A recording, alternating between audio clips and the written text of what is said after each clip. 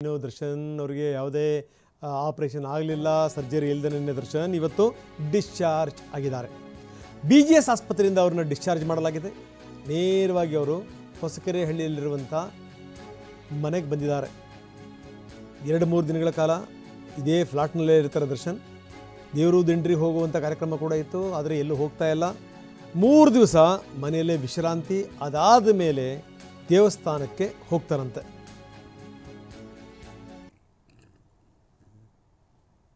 ನೋಡಿ, ಮಗನ ಹೆಗಲ ಮೇಲೆ ಕೈ ಹಾಕ್ಕೊಂಡು ಹೊರಗಡೆ ಬರ್ತಿರುವಂಥ ದರ್ಶನ್.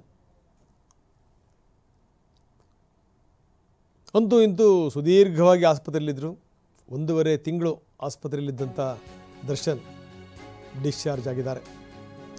ಆಪರೇಷನ್ ಮಾಡಿಸ್ದೇ ಡಿಸ್ಚಾರ್ಜ್.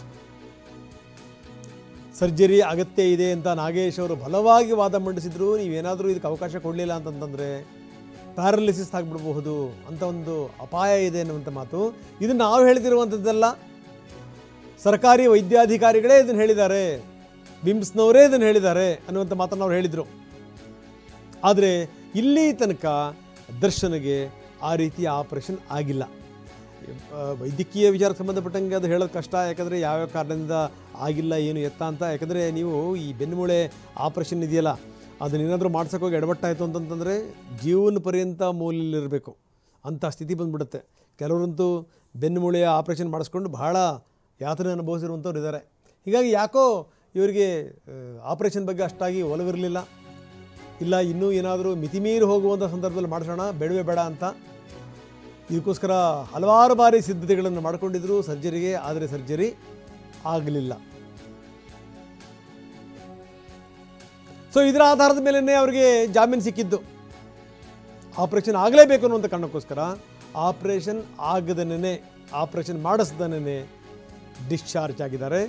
ಬರೀ ಏನು ಅಂದರೆ ಕೆಲವೊಂದು ಇಂಜೆಕ್ಷನ್ಸ್ಗಳನ್ನ ತಗೊಂಡಿದ್ದರು, ಕೆಲವೊಂದು ಪೇನ್ ಕಿಲ್ಲರ್ಸ್ನ ತಗೊಂಡಿದ್ದರು, ಜೊತೆಗೆ ನಿರಂತರವಾಗಿ ಫಿಸಿಯೋಥೆರಪಿ ಮಾಡಿಸ್ಕೊತಾ ಇದ್ರಂತೆ.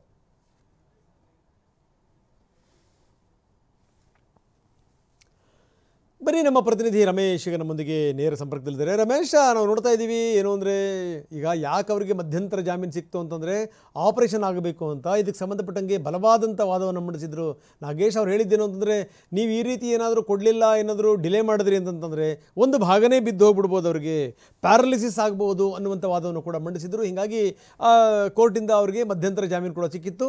1.5 ತಿಂಗಳಾಯಿತು ಅಲ್ಲಿಂದ ಇಲ್ಲಿ ತನಕ ಆಪರೇಷನ್ ಯಾವುದೇ ಕಾರಣಕ್ಕೂ ಆಗಿಲ್ಲ.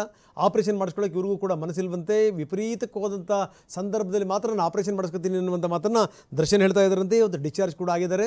ಇನ್ನೊಂದು ಡೆವಲಪ್ಮೆಂಟ್ ಏನು ಅಂತಂದರೆ, ಇದಕ್ಕೆ ಸಂಬಂಧಪಟ್ಟಂಗೆ ಸುಪ್ರೀಂ ಕೋರ್ಟಿಗೆ ಹೋಗಬೇಕು ಅಂತ ಪೊಲೀಸ್ ಇಲಾಖೆ ಯೋಚನೆ ಮಾಡ್ತಿರುವಂಥದ್ದು. ಇದಕ್ಕೆ ಸಂಬಂಧಪಟ್ಟಂಗೆ ಸರ್ಕಾರಕ್ಕೆ ಪತ್ರವನ್ನು ಕೂಡ ಅವರು ಬರೀತಿದ್ದಾರೆ. ಅದನ್ನು ಪೊಲೀಸ್ ಕಮಿಷನರು ಈ ಮಾತನ್ನು ಹೇಳಿದ್ದಾರೆ.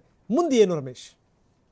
ರಂಗನಾಥ್, ಈಗ ಸುಪ್ರೀಂ ಕೋರ್ಟ್ ಮೆಟ್ಲೇರೋದು ಬಹುತೇಕ ಖಚಿತ ಆಗಿದೆ. ಯಾಕಂದರೆ ಸರ್ಕಾರ ಈ ಅಂದರೆ ಮೇಲ್ಮನವಿ ಸಲ್ಲಿಸುವಂಥ ಸಾಧ್ಯತೆ ಇದೆ. ಯಾಕೆ ಅಂದರೆ ಈಗ ಈ ದರ್ಶನ್ ನಡೆ ಏನಿದೆ ಅದು ಬಹಳ ಒಂದು ಕ್ವಶನಬಲ್ ಅಂತ ಹೇಳ್ಬೋದು. ಯಾಕೆ ಅಂದರೆ ಈಗ ಹೈಕೋರ್ಟು ರೆಗ್ಯುಲರ್ ಬೇಲ್ ಕೊಟ್ಟಿದೆ. ಅಂದರೆ ಆ ರೆಗ್ಯುಲರ್ ಬೇಲಲ್ಲಿ ಏನು ಸರ್ಜರಿ ಮಾಡಿಸ್ಕೋಬೇಕು ಅನ್ನುವಂಥ ಯಾವುದೇ ಷರತ್ತಿಲ್ಲ. ಆದರೆ ಅವರು ಇಂಟ್ರಿಮ್ ಬೇಲ್ ತೊಗೋಬೇಕಾದ್ರೆ ಕೋರ್ಟ್ ಒಂದು ಷರತ್ತು, ಅಂದರೆ ಇವರು ಕೋರ್ಟ್ಗೆ ಹೇಳಿದ್ದಂಥ ಹೇಳಿಕೆ ಆಧಾರದ ಮೇಲೆ ಕೋರ್ಟ್ ಹೇಳಿತ್ತು, ನೀವು ಇಮಿಡಿಯೇಟಾಗಿ ಸರ್ಜರಿ ಮಾಡಿಸ್ಕೋಬೇಕು, ಅಂದರೆ ಅದೇ ಕಾರಣಕ್ಕೋಸ್ಕರ ಒಂದು ಮಧ್ಯಂತರ ಜಾಮೀನು ಕೊಡ್ತಾ ಇದ್ದೀವಿ ಅಂತ ಹೇಳಿತ್ತು.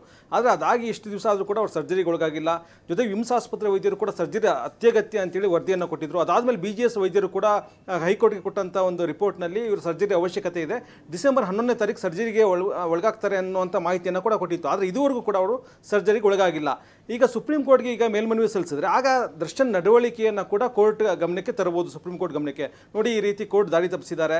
ಮತ್ತು ಹೈಕೋರ್ಟ್ ಕೂಡ ಜಾಮೀನು ಕೊಡಬೇಕಾದ್ರೆ ಒಂದು ವೇಳೆ ದರ್ಶನ್ ಏನಾದರೂ ದಾರಿ ತಪ್ಪಿಸಿದ್ರೆ law will take its own course ಅನ್ನುವಂಥ ಒಂದು ಅಭಿಪ್ರಾಯವನ್ನು ಹೈಕೋರ್ಟ್ ಕೂಡ ವ್ಯಕ್ತಪಡಿಸಿದೆ. ಹೀಗಾಗಿ ಸುಪ್ರೀಂ ಕೋರ್ಟ್ನಲ್ಲಿ ಏನಾದರೂ ಈ ಅರ್ಜಿ ಸಲ್ಲಿಸಿದಾಗ ನೋಡಿ, ದರ್ಶನ್ ಈ ರೀತಿ ವರ್ತನೆ ಮಾಡಿದ್ದಾರೆ, ಕೋರ್ಟ್ನ ದಾರಿ ತಪ್ಪಿಸಿದ್ದಾರೆ, ಸರ್ಜರಿಗೆ ಅಂತೇಳಿ ಮಧ್ಯಂತರ ಜಾಮೀನು ಪಡ್ಕೊಂಡು ಇದುವರೆಗೂ ಸರ್ಜರಿ ಮಾಡಿಸಿಲ್ಲ, ಹೀಗಾಗಿ ಇವರ ಒಂದು ನಡವಳಿಕೆನೇ ಪ್ರಶ್ನಾರ್ಹ, ಹೀಗಾಗಿ ಅವರ ಜಾಮೀನನ್ನು ರದ್ದುಪಡಿಸಿ ಅಂತ ಕೇಳೋದಕ್ಕೆ ಮತ್ತೊಂದು ಗ್ರೌಂಡನ್ನು ಇವ್ರು ಕಲ್ಪಿಸಿಕೊಡ್ತಾ ಇದ್ದಾರೆ ಅನ್ಸುತ್ತೆ. ಯಾಕಂದರೆ ಈಗ ಆಸ್ಪತ್ರೆಯಿಂದ ಕೂಡ ಡಿಸ್ಚಾರ್ಜ್ ಆಗಿದ್ದಾರೆ. ಅಷ್ಟೊಂದು ತುರ್ತು ಅವಶ್ಯಕತೆ ಇದ್ದಾಗ ಅದು ಈಗಲೂ ಕೂಡ ಕುಂತ್ಕೊಂಡೇ ಅವ್ರು ಓಡಾಡ್ತಾ ಇದ್ದಾರೆ. ಹೀಗಾಗಿ ಅಂದರೆ ಯಾಕೆ ಅವ್ರು ಸರ್ಜರಿ ಮಾಡಿಸ್ತಾ ಇಲ್ಲ, ಕೋರ್ಟ್ಗೆ ಭರವಸೆ ಕೊಟ್ಟರು ಯಾಕೆ ಈ ರೀತಿ ವರ್ತಿಸ್ತಾ ಇದ್ದಾರೆ, ಇದೆಲ್ಲ ಪ್ರಶ್ನೆಗಳು ಹಾಗೇ ಇರುತ್ತೆ. ಜೊತೆಗೆ ಸುಪ್ರೀಂ ಕೋರ್ಟ್ನಲ್ಲಿ ಅರ್ಜಿ ಸಲ್ಲಿಸಿದಾಗ ಈ ಎಲ್ಲ ಅಂಶಗಳನ್ನು ಸುಪ್ರೀಂ ಕೋರ್ಟ್ ಕೂಡ ಪರಿಗಣಿಸುತ್ತೆ. ಅದು ಎಲ್ಲೋ ಒಂದು ಕಡೆ ದರ್ಶನ್ ಅವರಿಗೆ ಹಿನ್ನಡೆ ಆಗುವಂಥ ಸಾಧ್ಯತೆಗಳು ಕೂಡ ಹೆಚ್ಚಾಗಿರುತ್ತೆ. ಇದೆಲ್ಲದರ ಜೊತೆಗೆ ನಾವು ಅವರಲ್ಲಾದಂಥ ಬದಲಾವಣೆಗಳನ್ನು ನಾವು ನೋಡಿದ್ವಿ.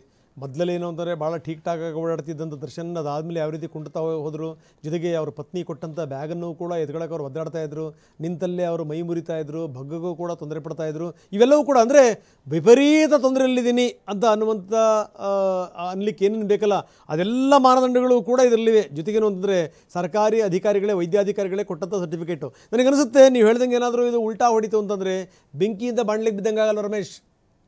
ಖಂಡಿತ ರಂಗನಾಥ್, ಯಾಕೆಂತಂದರೆ ಕೋರ್ಟ್ಗೆ ಅಂದರೆ ಆ ಭಾವನೆಯನ್ನು ಕೊಟ್ಟರು ಅವ್ರ ಪರ ವಕೀಲರು ಅಷ್ಟೇ ಮತ್ತು ದರ್ಶನೂ ಅಷ್ಟೇ. ಯಾಕಂದರೆ ದರ್ಶನ್ ಅದಕ್ಕೆ ಮುಂಚೆ ಬಳ್ಳಾರಿ ಜೈಲಿಗೆ ಹೋದಾಗಲೂ ಕೂಡ ಸಹಜವಾಗಿ ನಾರ್ಮಲ್ ಆಗಿ ನಡೀತಾ ಇದ್ರು. ಯಾವಾಗ ಅವ್ರ ವಕೀಲರು ಕೋರ್ಟ್ಗೆ ಈ ಮಾತನ್ನು ಹೇಳಿದ್ರು ಅವ್ರಿಗೆ ಸರ್ಜರಿ ಅವಶ್ಯಕತೆ ಇದೆ ಅಂತೇಳಿ, ಅದಾದಮೇಲೆ ಅವರ ಅಂದರೆ ಬೆನ್ನು ನೋವು ಜಾಸ್ತಿ ಆಯಿತು ಅನ್ಸುತ್ತೆ, ಅವಾಗ ಹಿಂಗೆ ಕುಂಟ್ಕೊಂಡು ನಡೀತಾ ಇದ್ರು, ಮತ್ತು ಬೆನ್ನ ಮೇಲೆ ಕೈ ಇಟ್ಕೊಳ್ತಾ ಇದ್ರು. ಈಗಲೂ ಕೂಡ ಕೋರ್ಟ್ಗೆ ಮೊನ್ನೆ ಬಂದಾಗ ಅವರು ಅಂದರೆ ರೇಕ್ ಆಗದೇ ಇರುವಂಥ ರೀತಿಯಲ್ಲಿ ಅವ್ರ ವರ್ತನೆ ಇತ್ತು. ಆದರೆ ಈಗ ಅಷ್ಟೆಲ್ಲ ಇದ್ರೂ ಕೂಡ ಯಾಕೆ ಸರ್ಜರಿ ಮಾಡಿಸ್ತಾ ಇಲ್ಲ ಅನ್ನುವಂಥ ಪ್ರಶ್ನೆ ಇದೆ. ಜೊತೆ ಈಗ ಸುಪ್ರೀಂ ಕೋರ್ಟ್ಗೆ ಮೇಲ್ಮನವಿ ಸಲ್ಲಿಸಿದಾಗ ಸಹಜವಾಗಿ ದರ್ಶನ್ ವರ್ತನೆ ಬಗ್ಗೆ ಕೂಡ ಸುಪ್ರೀಂ ಕೋರ್ಟ್ನಲ್ಲಿ ಪ್ರಶ್ನೆಗಳು ಹೇಳುತ್ತೆ. ಈ ರೀತಿ ಮಧ್ಯಂತರ ಜಾಮೀನು ತಗೊಂಡು ಯಾಕೆ ಸರ್ಜರಿ ಮಾಡಿಸ್ತಿಲ್ಲ, ವೈದ್ಯರು ಹೇಳ್ತಾ ಇದ್ರು ಯಾಕೆ ಸರ್ಜರಿ ಮಾಡಿಸ್ತಾ ಇಲ್ಲ, ಹೀಗಾಗಿ ಅವರ ಉದ್ದೇಶ ಏನು ಅನ್ನೋದೇ ಈಗ ಪ್ರಶ್ನಾರ್ಹ. ಜೊತೆಗೆ ಈ ರೀತಿ ಅವರು ಸರ್ಜರಿ ಮಾಡಿಸ್ದೇನೆ ಹೋದ್ರೆ ಮುಂದೆ ಏನು ಬೇಲ್ ಕ್ಯಾನ್ಸಲ್ ಆಗುವಂಥ ಸಾಧ್ಯತೆಗಳಿರ್ಬೋದು, ಅಥವಾ ಟ್ರಯಲ್ ಸಂದರ್ಭದಲ್ಲಿ ಕೆಲವೊಂದು ಪ್ರಶ್ನೆಗಳು ಹೇಳುವಂಥ ಸಾಧ್ಯತೆ ಇರ್ಬೋದು, ಇವೆಲ್ಲವೂ ಇದೆ. ಹೀಗಾಗಿ ದರ್ಶನ್ ನಡೆ ನಿಜಕ್ಕೂ ಇಲ್ಲಿ ಪ್ರಶ್ನಾರ್ಹ ಅಂತೇಳಿ ಹೇಳ್ಬೋದು. ಓಕೆ, ಧನ್ಯವಾದ ರಮೇಶ್ ತಮ್ಮೆಲ್ಲ ಮಾಹಿತಿಗೆ.